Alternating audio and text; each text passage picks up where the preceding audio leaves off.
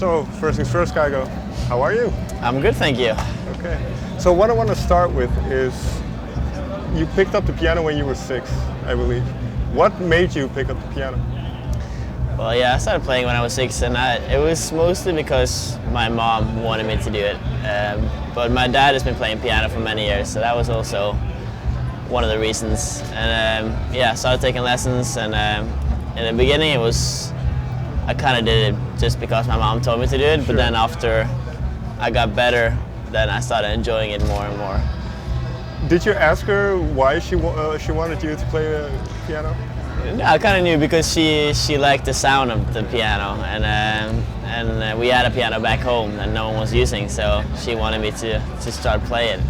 And you say, well, initially you didn't really enjoy it? It was... Yeah, it was okay. It was like, because nothing is that much fun if you don't know how to play a song. Right. But when I learned how to play a couple tracks and I could show it to my friends and they would be like, oh wow, that's very cool. Then I started enjoying it more and more, yeah. And you say your father played piano? Yeah. Did he teach you how to play? Or? Yeah, a little bit. I had a teacher. I went like weekly lessons, but I also played with my dad, and he taught me something as well. Yeah.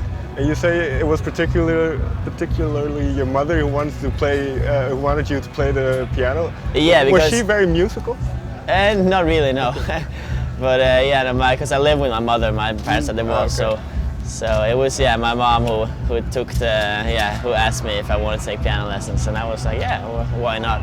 You say she wasn't quite musical. Was there a lot of music playing? Yeah, like she's interested in. She listens to music, right. But my dad he's very interested in music. So when I was at my dad's house, we were playing music all the time, and he played me a lot of those old classic like Pink Floyd and Rolling Stones and all like old classic tracks. So yeah, I've been also interested in music my whole life. And then, well, you mentioned those old classics. Today, Paul McCartney is playing. Yeah. Were the Beatles an influence? Yeah, definitely. And yeah, my dad played a lot of Beatles tracks, and yeah, because I kind of grew up with Paul McCartney and those guys. So are you going to stick around to watch the show? If I have time. I have to go to Oslo tonight, so I'm hoping to catch at least Lionel Richie, and then I might catch a little bit of Paul McCartney as well. I actually saw him at another festival in the US last summer, so I've seen him like once before, but never seen Lionel Richie, so that's gonna be cool. And well, you've been making music for a while now, so you kind of know how it works. What makes the Beatles so good? It's hard to say. Like I guess this is so catchy. A lot of the tracks, and then now they're like classic. All the tracks is classic. But yeah, it's hard to say exactly what it is. But they were like so talented, so musical, so talented, and great performers as well. So I think it's kind of a combination between all those things. And is there maybe a track or an album even that sticks out for you? From the Beatles, if there's a track, it's definitely like Let It Be. Like that's one of the classics. So I think that's my favorite track. Yeah. And you mentioned the melodies and the way they kind of used that. Is that something you try to do as well? And because obviously you have some very catchy melodies. So is that a big thing for you? Yeah, like for me, melodies is very important. And when I listen to music, I listen to the melodies, and also the lyrics is important. But if you have a catchy melody, then you have a good start. Right. So I always, like when I make tracks, I start on a piano and I start just playing around with different melodies. And when I have something I feel is catchy, then I go to the computer and start producing it. So I usually build my tracks around the melody. And am I right in saying you don't produce it on the road, that you prefer to do it at home? Yeah, not really. When you're like in and out of hotels and in and out of planes, it's hard to get in that the creative zone. So I usually make music when I'm back home. And what is it about the surrounding? Do you need that kind of quiet? Yeah, it definitely helps to have some alone time and be able to just be in your my hometown and just hang out with some friends, and it kind of gets me in that creative zone, and I get motivated and inspired to make music. And well, are you? I suppose you are continually writing. That whenever you're home, you work on music. Yeah. So when was the last time you kind of had that feeling where you had a melody and you thought, well, this is catchy, this is... Yeah, last week maybe. Okay. Yeah, because I was back home just last week, and I was making music, and I felt that I came up with something that I liked. So I'm always trying to experiment and with different music styles and new melodies, and so I was back home last week, and I'm actually going back home after tonight. So I'm probably going to continue. Yeah, I'm always producing music and always thinking about music and trying to go up with new melodies. What inspires you? We're here at a festival. Does that inspire you? You say you want to watch maybe Paul McCartney. So does that help when you? It can definitely help. Yeah, I get inspired by other music and other artists. That's mainly how I get inspired. So yeah, when I'm at festivals and I see great acts play, that's definitely inspirational. So it gives me motivation, and I definitely find some inspiration at festivals. And well, you've released Cloud9 just recently. So is your mind already with the next track and the next, or is that? Yeah, kind of, because like this album, I've been working on it for over a year and a half. Sure.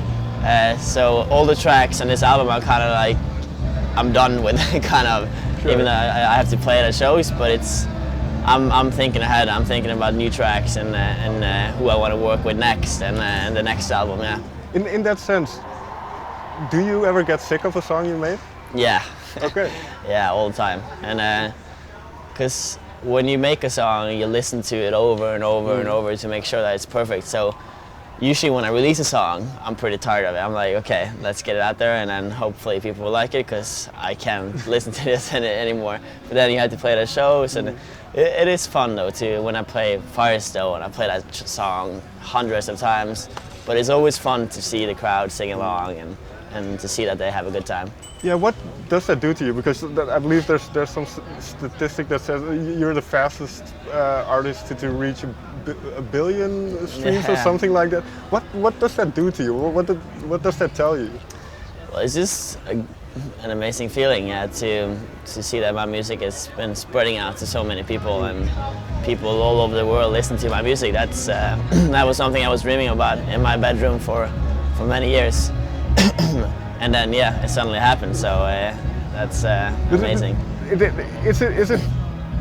it fun, or is it also a bit overwhelming in a sense? Does it add a bit of pressure? Or?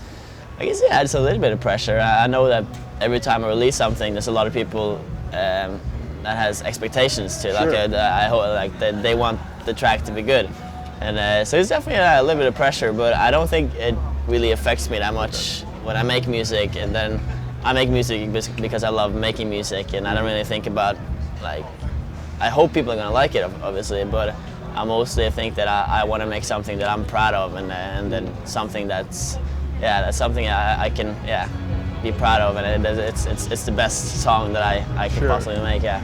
And you mentioned that the songs can, because you are so immersed in them, that they can get a bit old to you. Well, does having all those collaborations, working with all these singers, does that help make a song fresh for you? Yeah, it definitely helps to get new inputs from other people. So every time I go in the studio, you learn something every time you go into the studio with another artist. So it definitely helps, to work with other people, because you get their inputs and their ideas, and maybe they have some new melodies and some kind of variations that I haven't thought of, and so it definitely helps, to get input from other people. Well, you made tracks with Codaline, James Vincent McMorrow, many more. What is one thing from your album process kind of that you took away from it, that you kind of? It's hard. I feel like just like I'm always kind of growing and evolving as an artist, and every time I work with someone, I learn something. I can't put my finger on what it is, but I learn new variations, and that you can go from that chord up to this chord, and Oh, that sounds cool. And it's always just something new that I take from every collaboration and every track I make, or it's a new sound that I found in the software I'm using that I really liked. So I kind of save that sound and I use it for a later song. So it's it's just like you kind of like constantly just like grow and evolve and learn new things. And the last time we spoke, we talked about you being kind of typecast as a tropical house artist, and that the album was also kind of to show that you're a lot more than that. So, are you going to continue on that? Do you see yourself expanding even more to maybe produce hip hop or whatever? Maybe. I'm not against it. Okay. I'm just open for making everything, and I just want to make music and have fun. But I'm definitely going to continue with the style that I have and the style that people know me for. Sure. But I'm always going to keep it fun and keep it exciting. And the people that you work with, the singers, what is your requirement for a singer to be on a Kygo track? Well, for me, I'm looking for just talented people and with unique voices, and I feel like most of the people on this album, or all the people on the album, has something unique. You can listen to one of their songs and you know instantly, like, oh, that's Tom Odell or that's John Legend, or it's just very easy that they have like something unique in their voice, and that's something I'm looking for. Yeah. Do you discuss with them then also the lyrics and the themes, or are you more focused on just the music? I guess I'm mostly focused on the music around it, but I'm definitely, when I'm in the studio with people, that we discuss, okay, what's this song going to be about? But usually the vocalist writes the lyrics, but I have some inputs, and okay, we should write about this, or we should keep it happy, or we should keep it a little bit not too happy. And so it's I definitely have my inputs on it, but usually the vocalist and the songwriters write the lyrics because that's what they do best. And at this moment you're doing really well, flying all over the world, millions of people love your music. How do you define success? Where do you see yourself going from here? Because you say, well, you want to make good music that you like, so where do you see yourself going from here?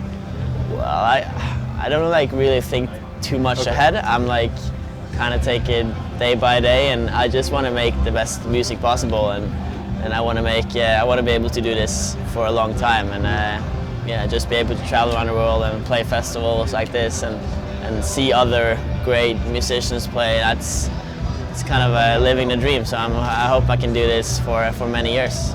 Who's the one artist you still want to see? One artist I still want to see today, I guess I really actually want to see Red Hot Chili Peppers. I know they played here Friday, so but I was 2 days too late. So maybe I'll catch them later on this summer, maybe. Okay. Thank you very much for your time. Thank you. Thanks.